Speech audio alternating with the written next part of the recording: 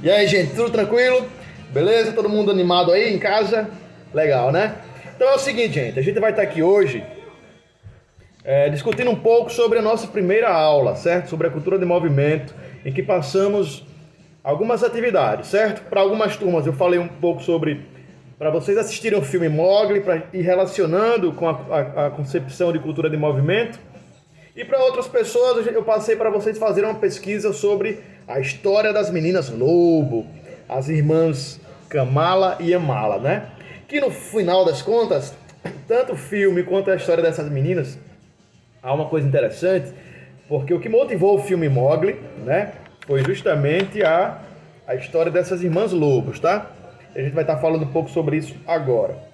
Então, assim, eu lembro que uma das primeiras questões que eu fiz a vocês aí foi: será que a menina, as irmãs lobos, será que o menino Mowgli, eles são humanos? Ou a partir do momento em que eles vão viver com lobos, né? E aí, fazendo uma breve resumo, a história do filme Mowgli é uma história de um menino que desde cedo foi criado por animais, né? No caso aí, por uma alcateia de lobos. E mesmo assim ele conseguia criar outras relações com as próprias naturezas, com as plantas, com as florestas. E as meninas Makala e Amala, eu fiz até uma questão, né? Eu acho que foi a primeira de todas. Será que é possível um ser humano conseguir sobreviver assim, né? Numa floresta, sozinho, sem auxílio de malduto e tal? E pelo que parece, no caso dessas meninas, foi possível, né? Parece até um milagre da natureza. Inclusive, as duas irmãs, uma tinha mais ou menos em torno de 2 anos quando foi encontrada, e a outra por volta de uns 7, 6 anos, tá? E aí o que acontece? Há essa relação entre a história, né, desses personagens, eu diria aí.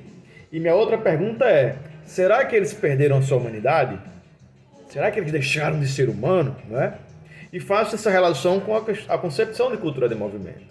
E é interessante a gente pensar isso porque a cultura de movimento a gente viu que é o conhecimento da educação física, mas não se reduz a uma teoria.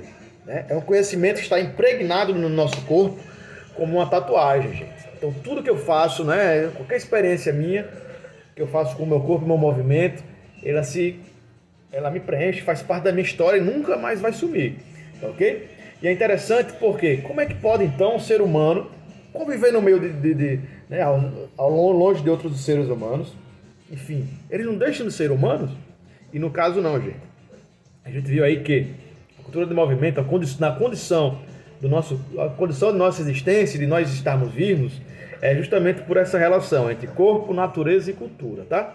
Então, mesmo que esses personagens aí não tenham convivido, né, com outros humanos, mesmo que eles não tenham aprendido a linguagem humana, a se vestir como humano, né, a ter um comportamento de humano, porque aí, ó, deixa eu ver aqui, a gente vai estar podendo ver a partir dessa imagem aqui, ó, essa imagem que eu vou mostrar é sobre as meninas, tá?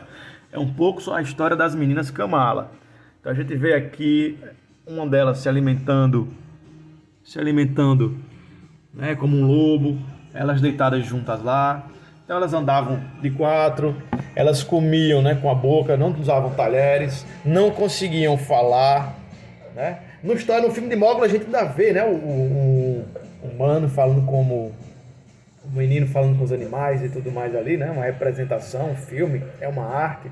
Mas na história real, a história real não corresponde muito bem com essa forma romantizada do filme, porque infelizmente é um pouco mais triste, é bem mais triste no caso. A mais nova, a Mala, ela veio a falecer, né? Aos 2 anos de idade, ela não conseguiu se adaptar muito quando um padre que encontrou essas meninas na floresta, trouxe para o mosteiro, não sei se eu poderia dizer se é essa palavra mesmo, mas trouxe para o convívio humano, né? Para ensiná-las tudo da cultura humana. Só que a mais nova não conseguiu sobreviver, não conseguiu se adaptar. E a mais velha, no caso, ela, se eu não me engano, veio a morrer, falecer de tuberculose, né? E aí algumas pessoas que me mandaram trabalho, eu fiquei muito feliz, tá? É isso mesmo aí. Parabéns pela pesquisa, parabéns para aquelas pessoas que viram o filme e tal. Algumas fizeram uma relação bem interessante, né? Mas na verdade é isso, gente. Eles não deixaram de ser humanos por quê? Porque mesmo que estivessem né, numa cultura que não fosse a humana, dentro de uma floresta ali, o seu corpo ele tem um aprendizado, ele vai aprender. Então, todo aprendizado ali é humano, né? Inclusive no filme Mowgli é interessante, porque tem um determinado momento em que ele faz tipo uma disputa com os outros lobos, né? De corrida para beber água. E ele começa a beber, ele cria um material, né? Tipo uma colher para tomar água bem melhor, bem mais rápido do que os lobos. E isso, de imediato, ele é repreendido pela mãe loba dele. Diz que ele não poderia usar aquele comportamento. Ele deveria se portar como um lobo, né? E essas irmãs, para vocês verem também como ela, a partir do momento em que vão tendo convívio com o humano, elas vão conseguindo se reinventar, reaprender, aprender diferentes coisas, inclusive da cultura humana, né? E esse tipo de pensamento, gente, né? A gente pode olhar e olhar, mas são pessoas, são selvagens e tal. Não são humanos. E foi esse tipo de pensamento que, ao longo de toda a nossa história, serviu como base para criar uma certa hierarquização entre os humanos, né? Nas grandes navegações, por exemplo, os portugueses, quando vieram para cá, olharam para os indígenas, viram aquelas pessoas que não conseguiam ter uma linguagem que era conhecida, pessoas que não usavam roupa, que tinham, né, certos adereços estranhos e tal, uma maneira de se alimentar e de conviver ali estranha, né? E tomaram aqueles como selvagens, ou seja, como outros animais. E assim eles podiam, né, matar sem ter um peso na consciência, poderiam escravizar os índios, torná-los como escravos. Da mesma maneira aconteceu com os negros, né? Da mesma forma, o nazismo, né? Os nazistas pensaram que com o domínio da raça ariana, dos alemães, eles poderiam matar os judeus, os negros, tudo que fugisse daquela raça, né? Porque eles diziam que os judeus e os negros eram inferiores a eles. Então, para a gente ver que ao longo da história, né, os seres humanos já, por ter uma cultura de movimento diferente, por ter essa relação, né, os indígenas eles têm uma relação muito rica com a natureza, galera. Né? Se houve esse domínio racional, né, de que o homem vivia distante, diante da natureza, né?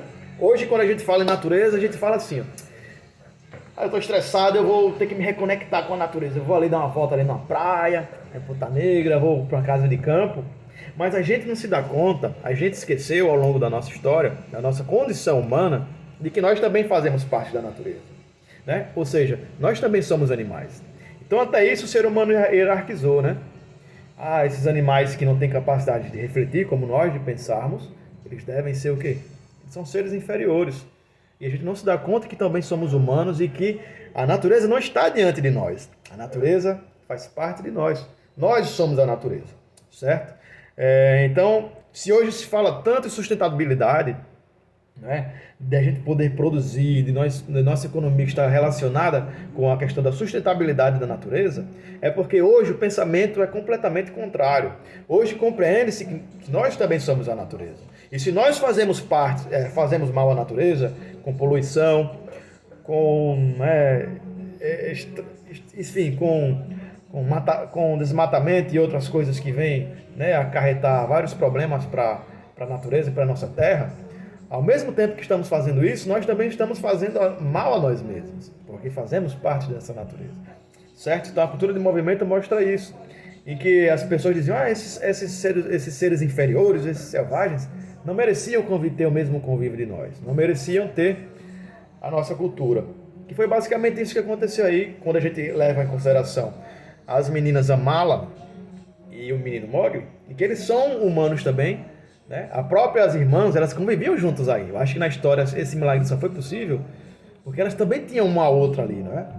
E mesmo que elas tivessem esses comportamentos diferentes, como a gente viu no filme Mowgli, eles também usavam a sua biologia, o seu próprio corpo para conviver naquilo ali e se reinventar, né? Isso é interessante porque a gente vai estar falando um pouco mais sobre esse conceito mais para frente, o conceito de Tecne, tá? Inclusive, eu gostaria que vocês de imediato pudessem ficar logo aqui acertado, que isso vai ser atividade para a nossa próxima aula. Vocês terão que pesquisar sobre o conceito de Tecne. Como é que se escreve Tecne, professor? Tecne é um termo que vem do grego, gente, certo? Que se escreve T-E, o que eu vou escrever aqui para vocês, T-E-C-H N-E, tá? O E com acento circunflexo. Deixa eu ver se vocês conseguem ver aqui, ó. É mais ou menos como esse termo aí. Eu vou estar mandando para vocês também, tá? O termo tecne. Tecne que a gente já vê imediato que parece com técnica, né? Por exemplo, e tudo que envolve técnica, toda técnica é técnica de corpo, é técnica de corpo humano, tá? E dos outros animais também. Mas quando eu falo tecne no sentido do humano, é porque foram a criação dos gregos que mostra isso relacionado com o humano, porque há uma questão da intencionalidade. Uma intencionalidade do corpo, tá? Então a gente vai ver mais pra frente que a consciência corporal, que o nosso corpo também tem suas razões. O nosso corpo fala. Será que isso é possível? A gente vai estar discutindo sobre isso nas próximas aulas. Mas o conceito da tecne é interessante a gente pensar, por quê? Porque desde sempre, gente, a gente pensa que a tecnologia é algo atual, né? Com celular, smartphone, com livro, computador. Mas não, o ser humano, desde que se fez homem, o ser humano desde sempre ele produziu tecnologia. Seja na invenção do fogo, seja na invenção da época da pedra lascada, em que eles faziam instrumentos para caça, a própria roda, certo? Isso é uma tecnologia, uma tecne. Ou seja, a partir do momento que o ser humano produz tecnologia, ele se torna mais humano ainda. Ele inventa a sua própria natureza. É aí que nasce, é aí que mostra a raiz do conceito de cultura de movimento, gente. Ou seja, quanto mais tecnologia, quanto mais cultura o homem se produz, ele também se reinventa. E ao se reinventar, como o nosso corpo é um corpo biológico, é natural, ele inventa a sua natureza também. Ou seja, aí já mostra o imbricamento entre o corpo, natureza e cultura, que é o conceito de cultura de movimento. Então, em resumo, Mogli e as meninas lobos, eles nunca deixaram de ser humanos. Mesmo que não tivessem vivenciado, compartilhado da cultura, da sociedade humana, tá, gente? E é isso interessante a gente pensar, tá bom?